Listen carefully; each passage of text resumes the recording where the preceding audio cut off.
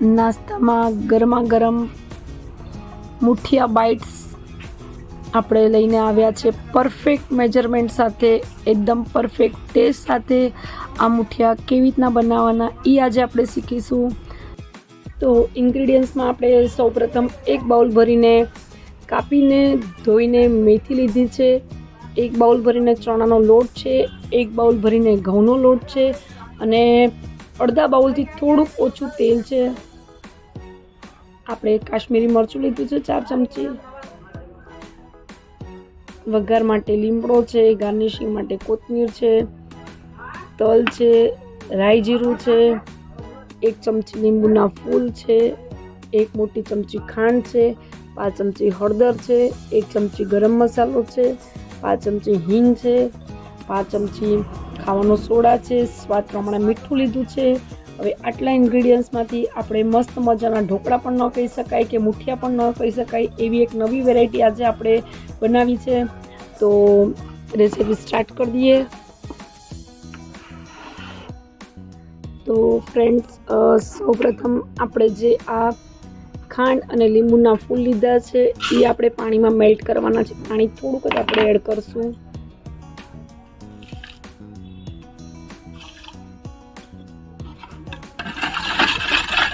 કેમ કે આપણે આ પેચી જ નહીં કરીએ તો લીંબુના ફૂલ વ્યવસ્થિત મિક્સ નહીં થાય.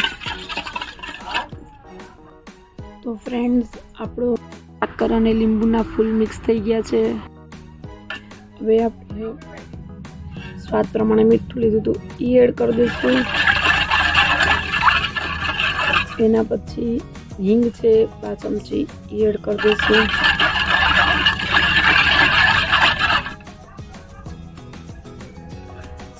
હળદર છે 5 ચમચી, ગરમ મસાલો છે એ એડ કરી દઈશું.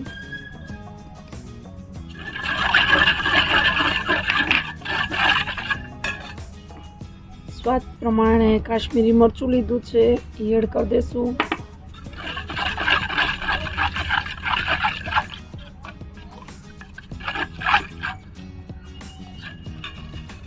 આપણે જે તલ લીધા હતા એમાંથી થોડાક તલ આપણે એડ કરવાના છે, બીજા વઘાર માટે રહેવા દેશું.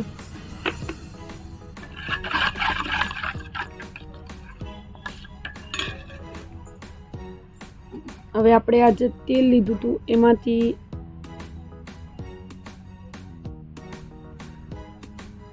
4 ચમચી તેલ આપણે લીધું છે.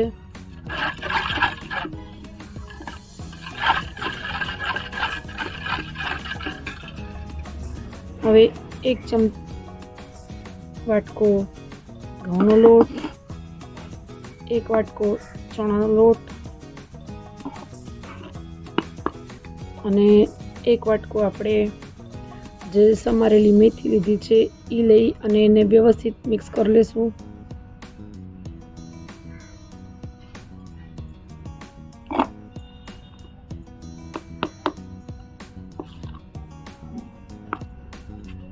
પહેલા આપણે વ્યવસ્થિત હલાવી લઈશું, પછી થોડુંક પાણી એડ કરશું.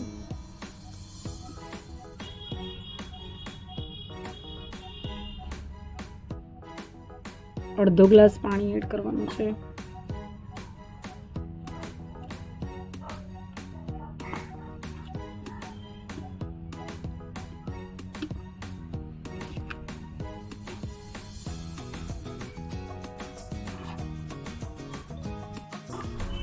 તો અડધો ગ્લાસ પાણી આપણે પહેલાં એડ કરી દઈશું. પાણી એકસાથે નથી એડ કરવાનું, થોડું થોડું કરીને પાણી એડ કરવાનું છે. આપણે અત્યારે અડધો ગ્લાસ પાણી એડ કરી દીધું છે અને આને આપણે એકદમ જ વ્યવસ્થિત હલાવી લઈશું.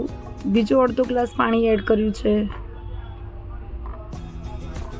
એકદમ તળિયેથી હલાવશું એટલે બધા જ મસાલા એકદમ પરફેક્ટલી આની અંદર મિક્સ થઈ જાય.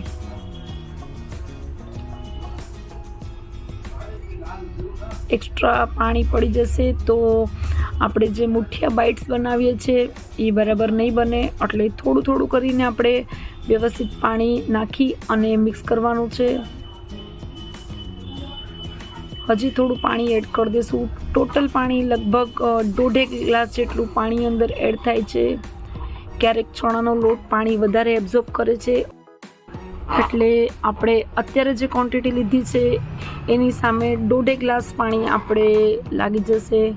તો પાણી વ્યવસ્થિત મિક્સ કરીને આ તમે કન્સિસ્ટન્સી જોઈ શકો છો. આનાથી ઢીલું બેટર નથી રાખવાનું.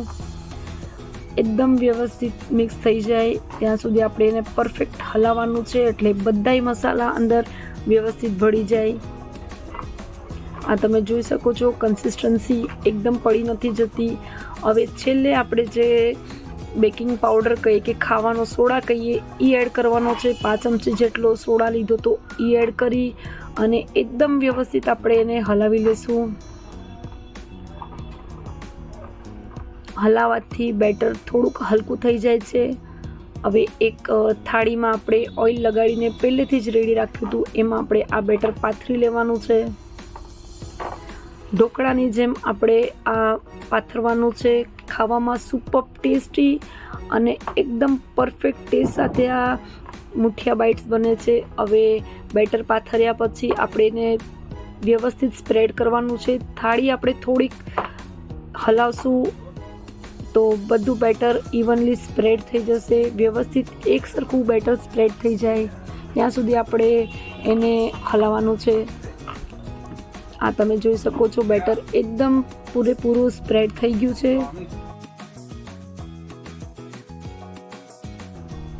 હવે જે થોડાક તલ રાખ્યા હતા એમાંથી થોડાક તલ ઉપર સ્પ્રેડ કરી લેશું અને થોડાક તલ વઘાર માટે રહેવા દેવાના છે. હવે આપણી આ થાળી રેડી છે ઢોકળિયામાં મૂકવા માટે.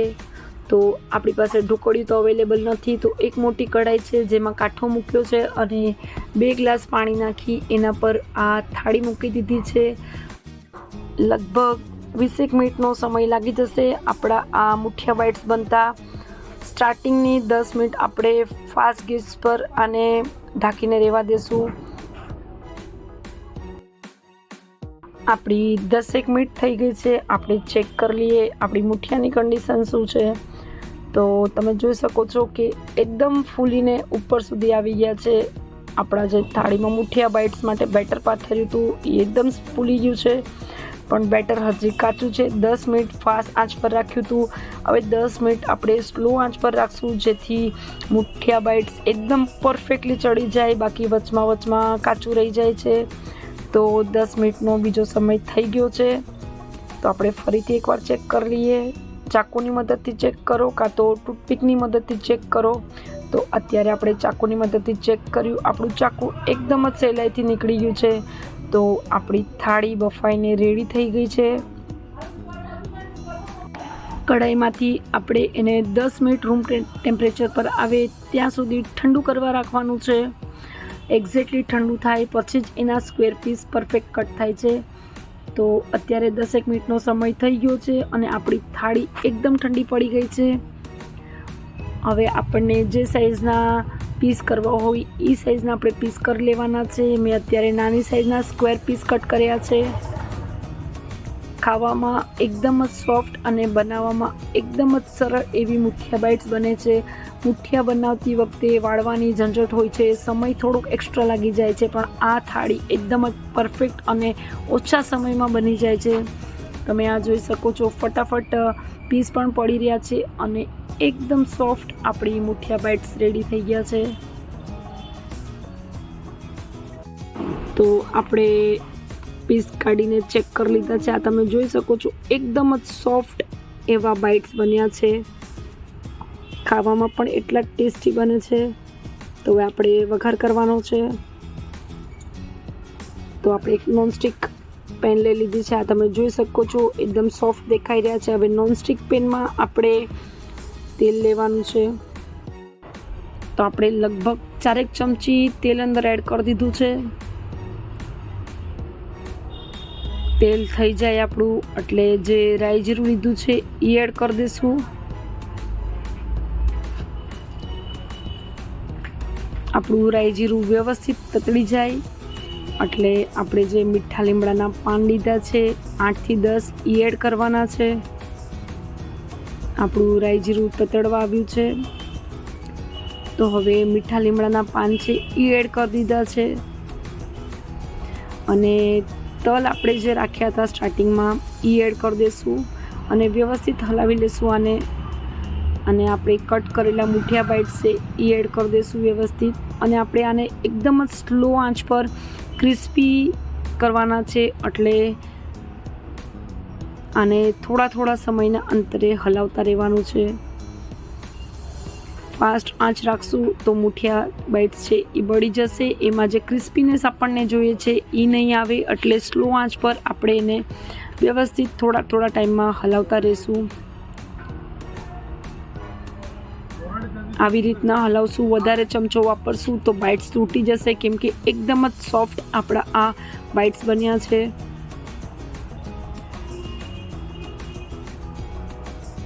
સવારના નાના બાળકોને ટિફિનમાં કાં તો સવારના ચામાં નાસ્તા સાથે આ મુઠિયા બાઇટ્સ ખૂબ જ મસ્ત લાગે છે. ખાટા મીઠા ચટપટા એવા આ મુઠિયા બાઇટ્સ નાના બાળકોને ખૂબ જ ભાવે છે. હવે એકાદ મિનિટ માટે આપણે ઢાંકીને રાખ્યા પછી ફરીથી આપણે એને હલાવી લેવાના છે, એટલે એકદમ ક્રિસ્પી એવા મુઠિયા બાઇટ્સ બનીને આપણા રેડી થઈ જશે. આ તમે જોઈ શકો છો, ક્રિસ્પીનેસ આવી ગઈ છે આપણી બાઇટ્સમાં. આપણા મુઠિયા બાઇટ્સ એકદમ જ રેડી થઈ ગયા છે. એકદમ માઉન્ટ વોટરિંગ આ નાસ્તો આપણો બનીને રેડી થઈ ગયો છે. ગરમા ગરમ ચા સાથે આપણે સવારમાં સર્વ કરવામાં આવે છે. ગુજરાતીઓના ઓલ ટાઈમ ફેવરેટ એવા મુઠિયા બનાવતા લગભગ 25 થી 30 મિનિટનો સમય લાગે છે, કેમ કે વાળવામાં સમય જાય છે, પણ આ ફટાફટ ઇન્સ્ટન્ટલી બની જાય છે. તો હવે આપણે આને એક પ્લેટમાં સર્વ કરી લઈએ. આ તમે જોઈ શકો છો, પરફેક્ટ સ્ક્વેર શેપના મુઠિયા બાઇટ્સ બનીને આપણા રેડી થઈ ગયા છે.